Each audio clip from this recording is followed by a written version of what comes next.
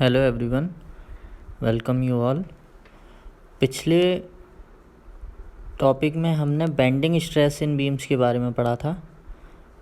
आज के टॉपिक में हम बीम्स में शियर स्ट्रेस के बारे में पढ़ेंगे। जब बीम में सिर्फ बेंडिंग आती है या फिर प्योर बेंडिंग का केस हो, जो हमने पिछले वीडियो में डिस्कस किया था, तो बीम में जो स्ट्रेसेस डेवलप होते हैं वो सिर्फ बेंडिंग मोमेंट के कारण डेवलप होते हैं। प्रैक्टिकली बीम पर जो लोड आता है उसके कारण शियर फोर्स और बेंडिंग मोमेंट दोनों ही प्रोड्यूस होते हैं बीम में। तो इसको हम नॉन यूनिफॉर्म बेंडिंग का केस बोलते हैं। जब हमने बीम में केवल मोमेंट या बेंडिंग मोमेंट एक्ट कर रहा था, उस बीम को क्या बोला था? प्योर बेंडिंग वाला केस। बट जब बीम में लोड इस तरह से आए कि उसमें शियर फोर्स और बेंडिंग मोमेंट दोनों प्रोड्यूस हों, तो उस केस को बोलते हैं हम नॉन यूनिफॉर्म बेंडिंग। इस नॉन यूनिफॉर्म बेंडिंग के कारण हमारी बीम में नॉर्मल स्ट्रेस और शियर स्ट्रेस दोनों प्रोड्यूस होते हैं। अब नॉर्मल स्ट्रेस और शियर स्ट्रेस क्या होता है? जब बेंडिंग मोमेंट के कारण स्ट्रेस प्रोड्यूस होता है तो उसको बोलते हैं हम नॉर्मल स्ट्रेस। शियर फोर्स के कारण स्ट्रेस प्रोड्यूस होता है, उसको हम बोलते हैं शियर स्ट्रेस। तो प्रैक्टिकली हमारी बीम में नॉर्मल स्ट्रेस और शियर स्ट्रेस दोनों ही प्रोड्यूस होते हैं। तो नॉर्मल स्ट्रेस को तो हम बेंडिंग इक्वेशन की हेल्प से सॉल्व कर लेते हैं, कैलकुलेट कर लेते हैं, जो हमने पिछले वीडियो में देखा था। बट शियर स्ट्रेस को कैलकुलेट करने के लिए मुझे शियर इक्वेशन की आवश्यकता होगी। तो इस शियर इक्वेशन को हम ड्राइव करते हैं, जैसे हमने बेंडिंग इक्वेशन ड्राइव की थी। तो हम शियर इक्वेशन को ड्राइव करने से पहले, जैसे हमने बेंडिंग में अजम्पशन देखे थे, वैसे ही शियर इक्वेशन को ड्राइव करने के लिए हमें कुछ अजम्पशन लेके चलना पड़ते हैं।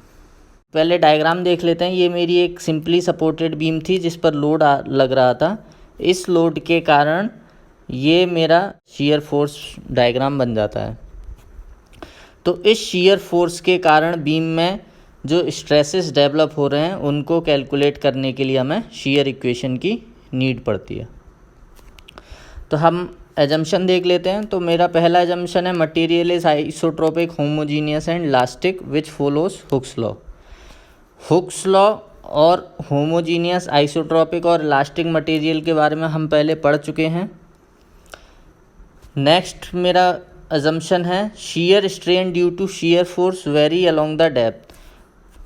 जो शियर फोर्स के कारण जो शियर स्ट्रेन आएगी बीम में, वो डेप्थ के अलोंग वेरी करेगी and is assumed constant along the breadth, और बिड्थ के अलोंग कांस्टेंट रहेगी।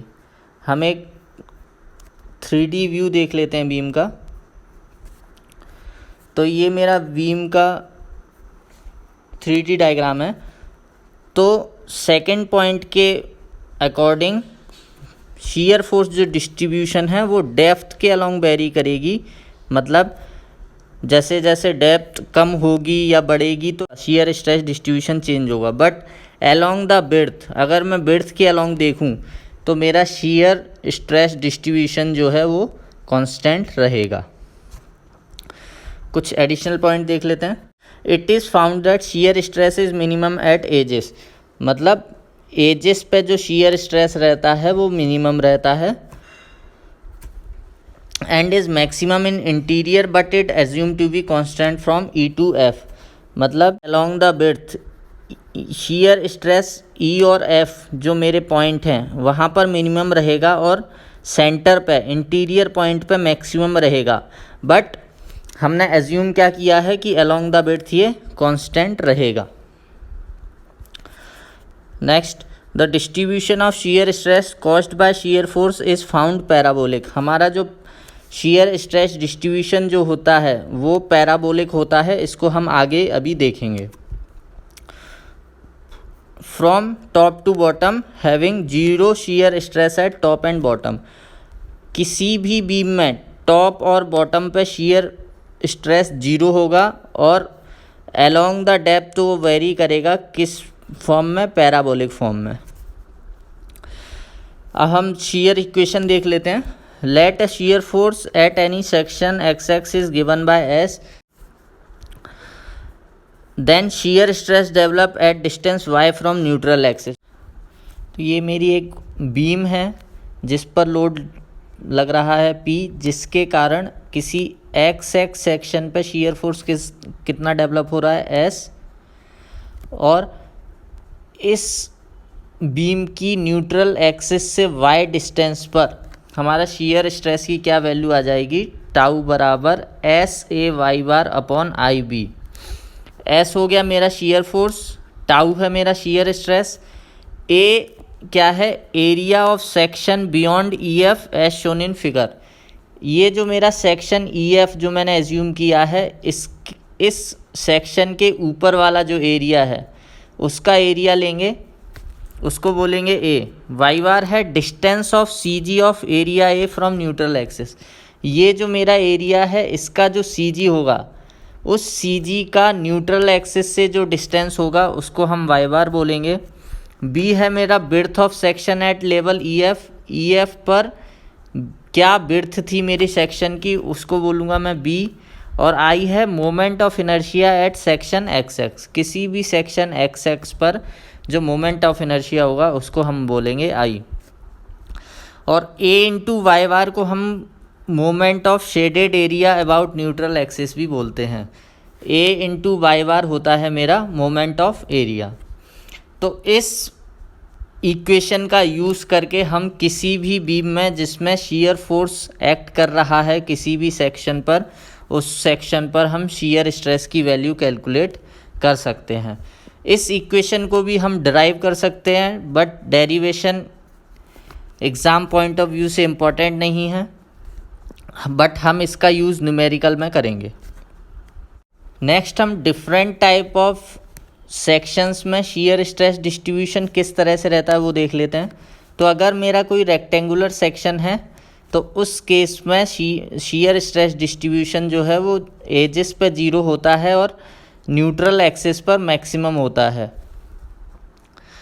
तो मुझे जो मैक्सिमम शियर स्ट्रेस कहाँ मिलेगा, न्यूट्रल एक्सिस पर। और जब हम इस शियर स्ट्रेस डिस्ट्रीब्यूशन को सिंप्लीफाई कर दें, एवरेज शियर स्ट्रेस निकालें, तो कितना आ जाता है मेरा जो मैक्सिमम शियर स्ट्रेस और एवरेज शियर स्ट्रेस में क्या रिलेशन हो जाएगा। जो मेरा मैक्सिमम शियर स्ट्रेस है वो एवरेज शियर स्ट्रेस से 1.5 टाइम्स आता है। और टाउ एवरेज कैलकुलेट करने के लिए हम कौन सी इक्वेशन यूज़ करेंगे, SA//IB। इस इक्वेशन से मेरा एवरेज शियर स्ट्रेस आ जाएगा, और अगर मुझे मैक्सिमम शियर स्ट्रेस निकालना रहेगा तो मैं उसमें 1.5 का इंटू कर दूंगा, तो मेरा टाउ मैक्स की वैल्यू कैलकुलेट होके आ जाएगी।